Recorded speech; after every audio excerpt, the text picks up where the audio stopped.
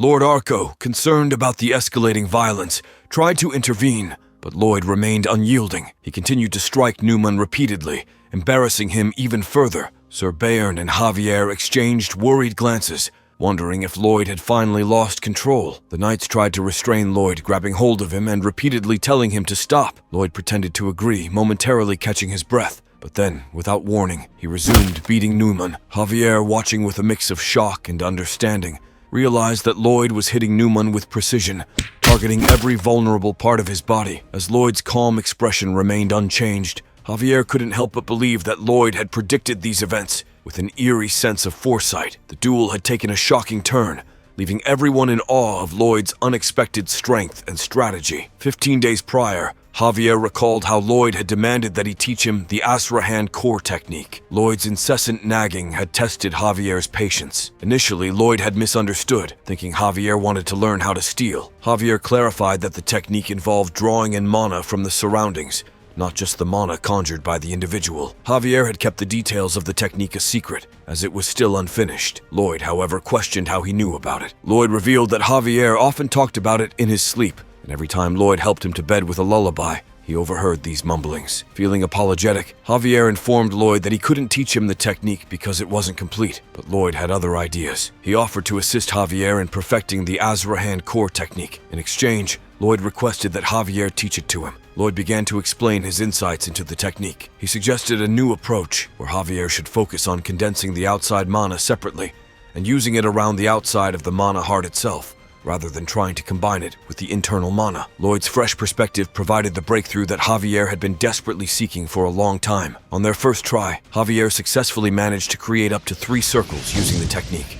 With further training, he believed he could achieve even more. The success not only brought Javier a sense of accomplishment, but also boosted Lloyd's approval rating by 5 points. With mockingly feigned disinterest, Lloyd claimed that he had nothing else to do but learn how to use the mana heart. However, he emphasized that he specifically wanted to master the absorbing aspect of the technique. Lloyd didn't seek the mana from the air, but instead wanted to harness the mana that came into contact with his body. With determination in his eyes, Lloyd believed that mastering this skill would enable him to defeat Newman. And as the duel played out, Lloyd's newfound abilities allowed him to emerge as the victor, easily surpassing his opponent and proving that his determination and unorthodox methods could indeed yield extraordinary results. Lord Arcos had finally reached his limit. He shouted at Lloyd to stop, making it clear that he would not tolerate any further insults to Sir Newman's honor. Lloyd, for a moment, ceased his actions and calmly turned to his father. He challenged Lord Arcos to check what was hidden beneath the table's cloth and decide for himself if those words were fitting for Sir Newman. Curious and taken aback, Lord Arcos lifted the cloth and found a stack of letters. He was stunned to discover that these letters were exchanges between Neumann and Tordes, the man who had defrauded Lord Arcos in a real estate deal. The letters contained information about the financial status of their land, their preferences, plans to forge real estate documents, and various other discussions. Newman was equally surprised to see the letters, as he had hidden them in the wall. Lloyd, with a mischievous grin, knew that Javier would later find these letters, just as the story had foretold. Lord Arcos struggled to comprehend what he was reading. Any other person might have demanded Neumann's immediate punishment, but Lord Arcos was known for his kindness, as described in the book. Lloyd proposed dealing with Neumann's punishment for the night. He suggested a unique and symbolic punishment. A vicious mouse dropped onto Neumann's head. If Neumann was harmed by the mouse, he would be exiled from the land. Otherwise, he would be demoted to a foot soldier and given a chance to repent. This proposal left the others, including Lord Arcos himself, puzzled. Sir Bayern, however, recognized the wisdom and generosity in Lloyd's suggestion. He saw it as a warning to others and believed it would be a fitting resolution. Eventually, Lord Arcos agreed to Lloyd's proposal and turned to Neumann to ask if he had any objections. Neumann, with gratitude for the mercy shown, expressed no objection. Lloyd, with a certain satisfaction, contemplated for a moment whether offering a guilty party a merciful outcome would lead them to change their ways and repent. He knew better, believing that they would only become more stubborn and crafty, seeking ways to rise once more. As Neumann grinned, thinking that Lloyd would regret his decision, Lloyd noticed the smile and remarked that it was nice to see, but added ominously that it would be the last time. With a decisive gesture, Lloyd fed a red seed to Podong, who grew into a massive mouse. Podong landed squarely on Neumann's head, and Lloyd announced the exile of Neumann while proudly declaring himself as a summoner. Before we continue, take a moment to answer the question of the day. Who is the best Manhwa swordsman? Comment down below for a chance to be shouted out. Now, back to the recap. The next day in the county of Frontera, Podong diligently dug out the village road, leaving Javier puzzled about what the little hamster was up to. With Podong diligently carving out a road, Lloyd couldn't hide his excitement. The once feeble soldier now resembled a proper construction worker, and Lloyd announced that the real work was about to begin. He explained that there had once been an ancient city called Rome, which had a profound admiration for roads. They used a method to create the famous Appian Way, and Lloyd intended to follow in their footsteps. The road would stretch from the Baron's Manor to the base of the eastern mountain, a grand undertaking that would put their land on the map. Javier couldn't help but be curious. He asked why Lloyd had suddenly acquired this knowledge, considering that he had already built a heating system and summoned a high-level creature seemingly out of nowhere. The system window appeared, noting Javier's suspicions about Lloyd's identity. Javier questioned whether Lloyd was truly his master. He warned that if he discovered Lloyd was someone else who had taken over his lord's body, he would not hesitate to use his sword. However, Lloyd calmly activated a special skill called stubborn insistence, claiming that he had studied when no one was looking. Javier countered by accusing Lloyd of spending his time drinking, but Lloyd retorted by asking if Javier had been watching him 24 hours a day. When Javier inquired about summoning magic, Lloyd pointed out that even a skilled mage with 20 years of training would have a hard time achieving what he had. He revealed that he had been born with the gift of summoning magic, emphasizing his unique abilities. Lloyd then abruptly changed the topic, informing Sir Bayern to oversee the roadwork in his absence. He mentioned that he had to go to a distant place to retrieve some money that had been stolen from the family. With that, he left with Javier, leaving behind their questions and suspicions. Meanwhile, in the small town of Ludinia, the real estate conman Tordes was feeling frustrated after losing a substantial amount of money from gambling. To his surprise, Lloyd suddenly barged into the room and introduced himself. Tordes was taken aback and asked his guard if he should kill Lloyd. Much to Tordes' astonishment, the guard refused and instead made a quick escape through the window, leaving his employer to face Lloyd alone. As Lloyd and Javier descended into the room, they were greeted by Javier, who stood ready with his sword, prepared to defend himself. Javier instructed the guard to leave and walk away, warning that if the guard refused, he would be seen as a co-conspirator. Lloyd, understanding the situation, advised the guard to do as Javier said and wait for him outside. He knew that they would try to escape through the back window. Lloyd explained the situation to Javier, revealing that in the story from the book, after Javier lost his master, Baron Frontera, he sought revenge and managed to track down the conman Tordes and his bodyguard. This encounter was the first time Javier had come face to face with a dark enchanter. Back then, he had struggled against the guard's gravitational magic. However, things were different now. Not only had Javier perfected the Asrahan technique, but he also had a triple circle mana heart, allowing him to easily nullify the gravitational magic. Seeing Javier's newfound power, the guard fled, stating that his contract with Torde was no longer valid. Javier then turned his attention to Tordes, condemning him for committing fraud against a noble family and intending to cut off his leg and have him crawl to the courthouse. However, Lloyd intervened, preventing Javier from taking such extreme measures. Lloyd expressed pity for Tordes, a sentiment that surprised Javier. Inside the inn, Tordes was tied up and visibly trembling. Lloyd reassured him that everyone could be a little greedy at times. He explained that while the law was harsh, it wouldn't lead to Tordes' beheading. Lloyd then requested that Tordes hand over all of the Baron's remaining assets, which Tordes did willingly, hoping for forgiveness. But Lloyd had more in store. He presented Tordes with a contract, describing it as a normal employment contract with a paid salary. However, he revealed that 80% of Tordes' salary would be withheld as repayment for the money he had defrauded from the Frontera family. Lloyd added that, in just 520 years, Tordes would finally receive payment for all of his debt, a shocking revelation that left Tordes bewildered. Javier now understood the real reason behind Lloyd's pity and forgiveness. Lloyd had no intention of killing someone who owed him a debt. Instead, he planned to extract every last bit of repayment from Tordes for the rest of his life. Tordes, in disbelief, tried to argue that he had never seen such a shamefully unjust contract. Lloyd, unfazed, told Tordes that he couldn't force him to sign it and suggested that he take the matter to court if he disagreed. The following morning, as they rode home in a carriage, Javier mentioned that they had obtained some money from Tordes, so they wouldn't have to worry about interest for a few months. However, Lloyd had a different plan in mind. He wanted to use the money to invest in hiring more people. Currently, they only had 30 soldiers, which he considered insufficient.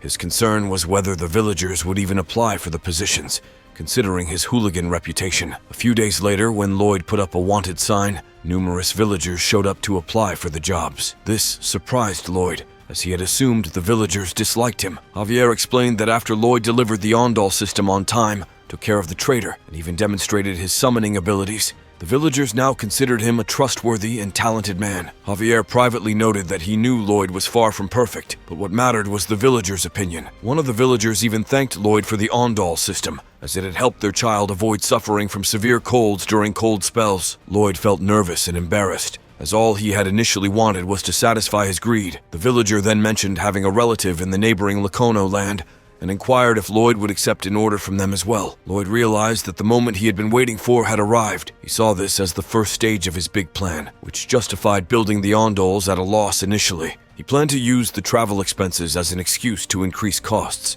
Javier noticed the shifty expression on Lloyd's face and wondered about the purpose of the road leading to the mountain. Lloyd then took Javier to see the mountain and explained that soon those mountains would be stripped bare, as Ondal required an astronomical amount of fuel. He intended to mine the black coal in the mountains and sell it at a huge markup. Once people got used to Ondal, there would be no turning back. He added that he would offer a small discount to the people of his land, but it would still be a significant profit. Javier couldn't help but think about how sneaky and devious Lloyd's plan was. The system alerted Lloyd to Javier's thoughts, and he explained that if they didn't do this, they wouldn't be able to repay their debts. Javier understood the necessity of the plan and realized that the previous Baron had left the black coal untouched because he was unaware of the weak bedrock and the risk of mine collapse. However, Lloyd was confident in his modern excavation technology and had big plans for the future. Inside the tunnel that Lloyd was designing for the mine, he was growing impatient with the time-consuming process of drawing the modeling tunnel with a laser that came from his hand. He was imagining a scenario where he could summon 100 undead workers to speed up the work,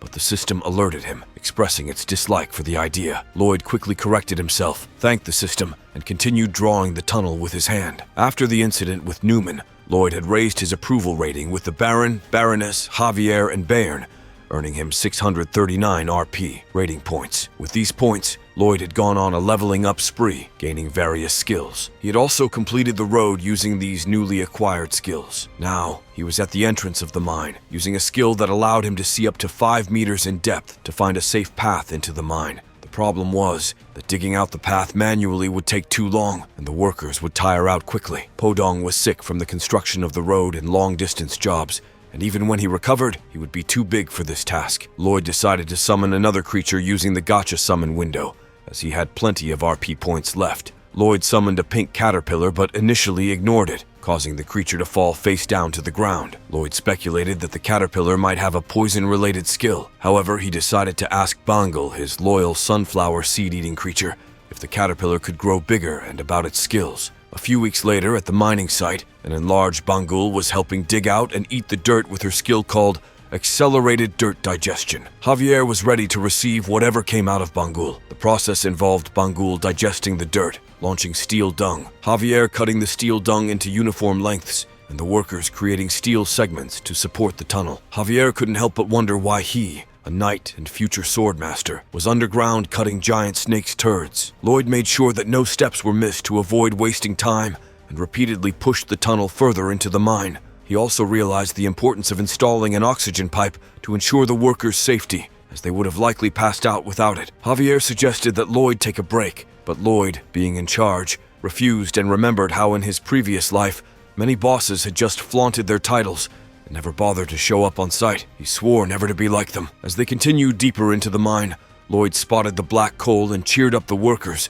telling them they were almost there. He thanked Bangle for her role in speeding up the process and reminded the workers of the principle of safety first. They planned to dismantle the shield once they reached the black coal layer and enlarge the mining space. However, something from underground began knocking, catching their attention and raising questions about what it might be. As the massive ant emerged from the hole in the mine, it took Lloyd by surprise, and he fell to the ground, ready to defend himself. Javier swiftly slashed at the ant, and Lloyd joined in by smashing the ant's head flat to the ground. This unexpected turn of events frightened Lloyd, as it wasn't something he had read about in the book. He realized that ants didn't live alone. They lived in colonies. Other ants started swarming into the tunnel, and Lloyd knew they had to evacuate the workers to prevent the ants from attacking them. He was overwhelmed by the sheer number of ants and the potential devastation they could cause to the barony if they managed to escape the mine. Lloyd considered destroying the mine shaft to seal off the ants, but without dynamite, it was an impossible task. Javier slapped Lloyd, urging him to regain his composure and come up with a plan. Lloyd decided to confront the ants head-on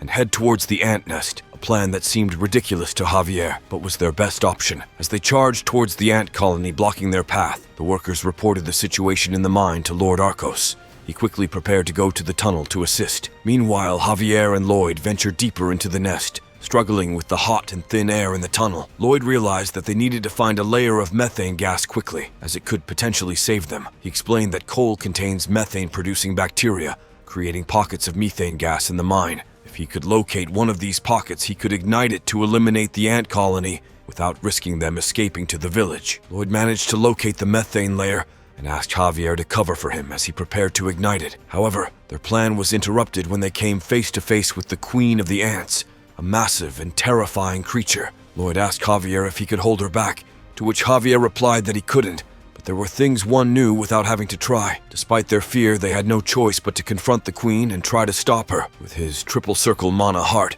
Javier prepared to receive the queen ant's attack. As he braced himself, Lloyd continued digging towards the methane gas layer. When Lloyd finally came into contact with the gas, he noticed it gushing out of the hole he had made. He quickly instructed Javier to run towards the exit, taking the torch with him. The queen ant chased after them as they fled. As they ran far enough away, Lloyd threw the torch towards the methane gas, igniting it. The explosion caused a massive fireball that engulfed the area, including the ant nest. As the fire raged, Javier covered Lloyd to protect him from the worst of the blast. Outside the mine, Lord Arcos arrived just as the tremors from the explosion could be felt. Sir Bayern held him back from entering, ensuring his safety. Inside the mine, the explosion had blocked the tunnel with collapsed rocks and debris. Lloyd and Javier were trapped with limited oxygen. The system appeared, notifying Lloyd that his oxygen was running out. Lloyd knew he had to dig a hole to allow oxygen to flow in. Despite the dire situation, he was determined to get them out of there. Javier had passed out, but Lloyd's sense of responsibility drove him to dig towards the exit.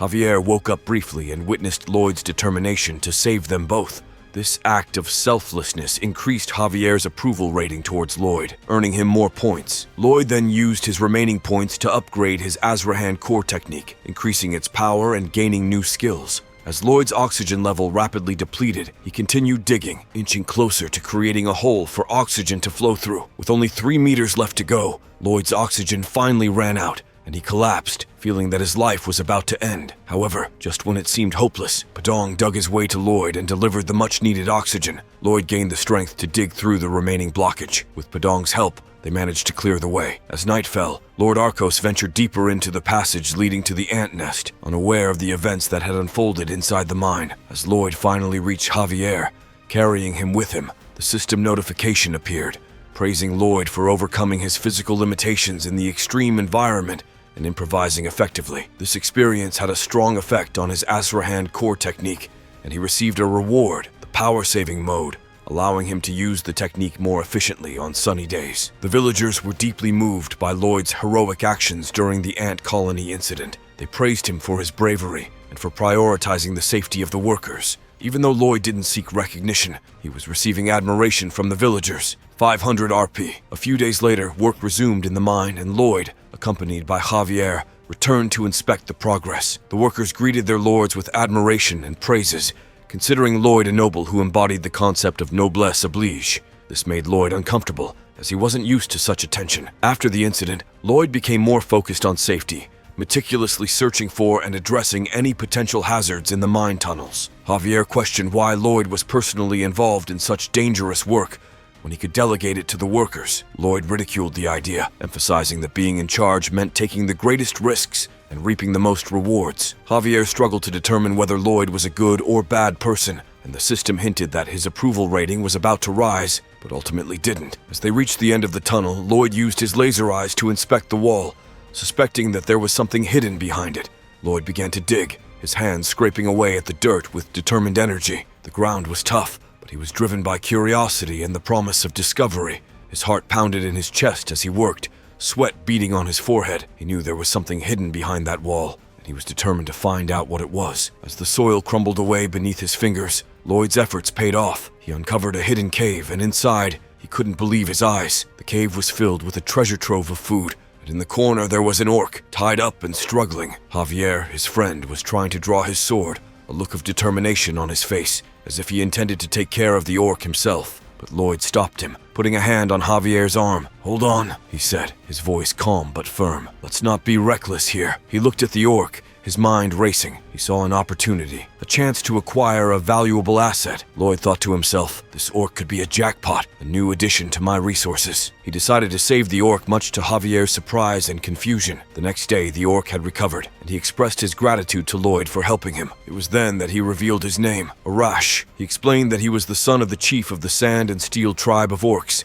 Arash had recovered remarkably quickly, thanks to the expert care of the Baron's physician. Arash looked at Lloyd with gratitude in his eyes. "I won't forget this act of kindness," he said. He asked Lloyd what he wanted, promising to grant him any request as a token of his appreciation. Lloyd didn't hesitate. He knew exactly what he wanted. "I need 120 orc workers for my mine," he said. Arash's face fell, and he shook his head. "That's impossible," he said. Lloyd clicked his tongue in frustration. Arash observed him and commented, "You look like a bad man." Arash went on to explain that orcs were warriors, and they only followed the orders of fellow warriors. Lloyd realized that even if Arash agreed to give him orcs, he wouldn't be able to command them. Then, a memory surfaced in Lloyd's mind. He remembered reading a book about orcs in the wild, and how they had to bring the head of a wild ant for their coming-of-age ceremony. Suddenly, an idea formed in his head. Lloyd said, "I'm sorry, Arash, but there's nothing I can do about the orc workers." He congratulated Arash on completing his coming-of-age ceremony, making Arash look downcast. Arash sighed. "I didn't even catch a wild ant," he admitted, his voice filled with disappointment. "I got paralyzed. It was a failure." Lloyd played dumb, feigning surprise. "What are you talking about?" he asked. He pointed to the head of the queen ant in the cave. "We caught the queen together." Lloyd continued to manipulate Arash, spinning a tale of how they had bravely entered the ant nest, describing the queen ant as a pitiful, quivering mass of rags. He claimed that, thanks to Arash's bravery, they had easily defeated the weakened queen ant. Arash's eyes widened, and he couldn't believe what he was hearing. Lloyd further added, "So, we caught the wild ant together, Arash, the great warrior." Finally, Lloyd returned to the topic of the 120 orc workers. Arash's face lit up with excitement. "You shall have them," he exclaimed. "A week from now, in the territory of the Sand and Steel tribe of wild orcs." As they arrived at the Sand and Steel tribe's territory, Arash was greeted by his father, the tribe chief. Their reunion was so powerful that it created a wind blast with enormous force. Lloyd watched in amazement, thinking that if he were caught between them, he would be turned to smithereens. He couldn't help but grin wickedly, imagining the incredible productivity of having 120 workers with such strength. Arash proudly presented the head of the queen ant to his tribe, and it brought tears of joy to their eyes. The tribe celebrated by engaging in intense workouts. Lloyd was astonished to see that the orcs used gold treasure as their workout equipment in the tribe hall. Lloyd met with the chief of the tribe, Takash, to discuss his request for 120 worker orcs. At first, Takash refused, and Lloyd was beaten down from the exhausting journey. However, to Lloyd's surprise, they changed their minds. Curious, Lloyd asked Takash for the reason behind their initial refusal. Takash explained that their tribe needed a lot of meat to build up their muscles, so they hunted every day in 3 shifts. He added that failure to do so would result in muscle loss, which could spell the end of their tribe. Furthermore, the meat spoiled after just 1 day, leading to muscle loss if consumed. Lloyd offered a solution, a method to store meat so it could last for days without spoiling. Only then would Takash agree to lend the 120 worker orcs, and so a contract was formed. The tribe would receive a storage unit in their treasure as payment,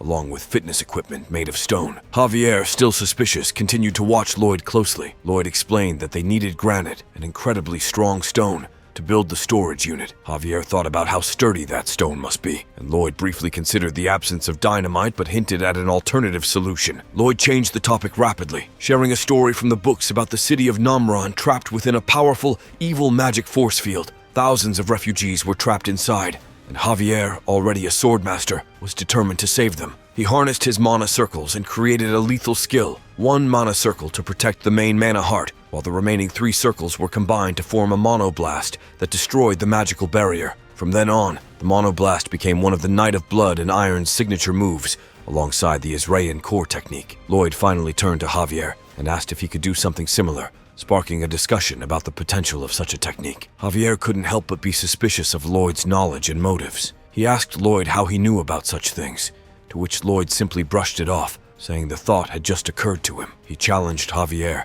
asking if his eyes looked like the eyes of a liar. Javier had to admit that they didn't. Lloyd encouraged Javier to give the technique a try, explaining that it would be cool if Javier's swordsmanship evolved. Javier, realizing that Lloyd had an ulterior motive, hesitated. However, he also recognized that if it were possible, it could benefit him as well. So he prepared himself, forming one circle to protect the mana heart, and released the remaining 2 circles. The blade exploded with power, even causing Lloyd to stumble back. But since it was Javier's first attempt, he ended up exploding himself as well, messing up his clothes and hair in the process. Javier questioned whether Lloyd had anticipated such an outcome, to which Lloyd apologized and admitted that he hadn't. Javier acknowledged that despite his doubts, Lloyd's thinking had proven correct this time. Suddenly, a system message appeared, informing Lloyd that Javier was grateful for the lesson, and his approval rating had increased by 3, leaving Javier's approval rating at -11. Javier grumbled, reminding Lloyd that he was a knight trained to protect his master, not to use his sword for construction. Lloyd laughed it off, saying that Javier didn't need to thank him since he was already compensated with AP points. As construction progressed at a lightning pace,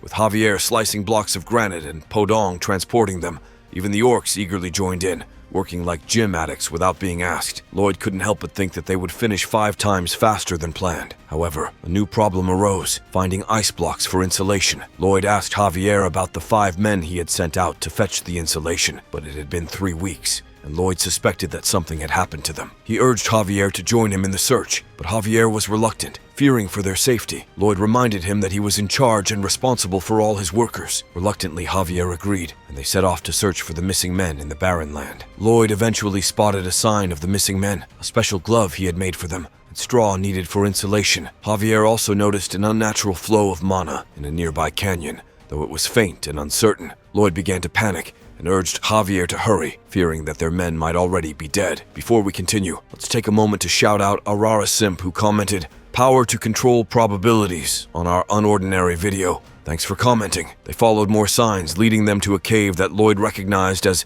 Lupellin's Dungeon, a place from the book. Lloyd explained that in the story, Javier had gone to the dungeon early, and it had been the secret hideout of a dark sorcerer named Lupellin. Lloyd's anger surged as he realized that Lupellin had dared to lay a hand on his property, seeing it as a violation of his property rights. He thought that even the death penalty would be too generous for Lupellin. However, Javier abruptly entered the cave, urging Lloyd to follow. As they ventured deeper into the cave, Javier triggered a trap spell with his foot, narrowly avoiding injury thanks to Lloyd's quick reflexes. Lloyd mocked Javier, questioning his credentials as a knight and reminding him that he should have anticipated traps. He explained that in the book, Javier had fallen into the first trap and entered the dungeon covered in wounds, but now Javier needed to be more attuned to the unnatural flow of mana in the area.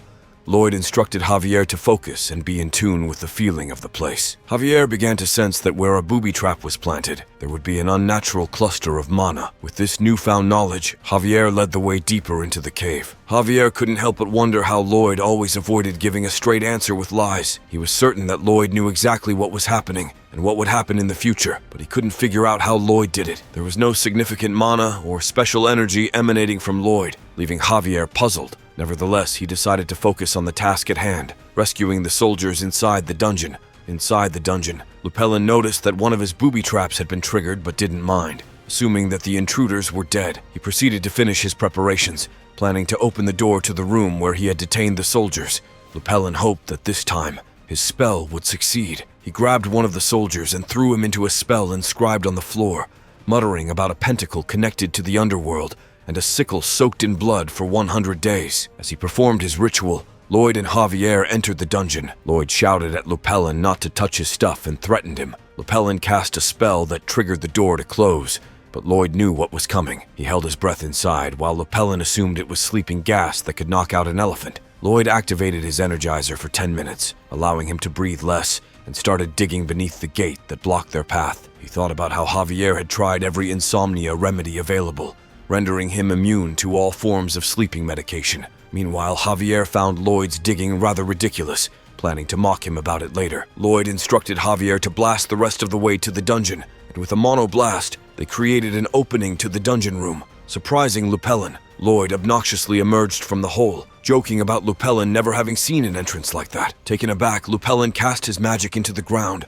summoning a ghoul, explaining that he kept failing his reincarnation spells. After creating an extremely strong ghoul as a product, Lupelin assumed that there was no way Lloyd and Javier could even scratch its steely skin.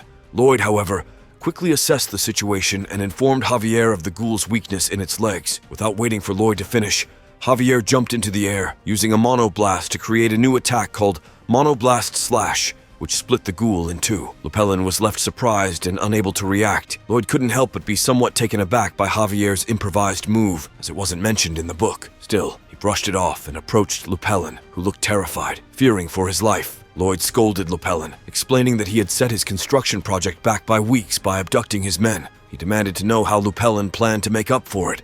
Lupelin apologized, realizing that he needed to get out of the situation alive, but Lloyd showed little interest in his apologies. He wanted compensation. Lupelin mentioned that his cave was full of valuable tools for sorcery, and he offered to give Lloyd everything in it. Lloyd smiled maliciously, making sure Lupelin understood that everything in the cave now belonged to him. Meanwhile, Javier checked on the rescued soldiers and confirmed that they were worn out, but otherwise fine. Lloyd questioned Lupelin about his intentions, wondering what he had planned for the soldiers during the days they were imprisoned. Lupelin admitted that he had been researching how to bring back the dead. Lloyd scolded him, saying that such a feat was impossible. He asked Lupelin what he would do if he could bring back the dead. Lupelin revealed that he wanted to bring back his dead wife and child. He explained that he had worked as a sorcerer in his lord's castle, leading a seemingly ordinary and happy life until his lord tried to steal his wife. Lupelin planned to run away with his family. Lloyd stopped Lupelin's story and scolded him again, questioning his motives in trying to bring back his family. He asked if Lupelin expected his wife and child to thank him for killing hundreds of innocent people to achieve that goal. Lupelin tried to retaliate, but Lloyd continued his scolding, making it clear that no matter how Lupelin spun it, he had crushed the happiness of others and become a serial murderer. In the end, Lloyd told Lupelin that he would return with his men to retrieve the tools from the cave. He warned Lupelin that if he dared to hurt anyone again, there would be no mercy. Lupelin felt grateful for being pardoned from his sins. Lloyd walked away, fully aware that Lupelin would try to attack him. He looked back at Lupelin with a death stare, emphasizing that there would be no mercy now. Javier swiftly beheaded Lupelin, putting an end to any potential problems in the future. What will happen next? Find out next time by staying tuned for our future recaps. Don't forget to like and subscribe for more great recaps.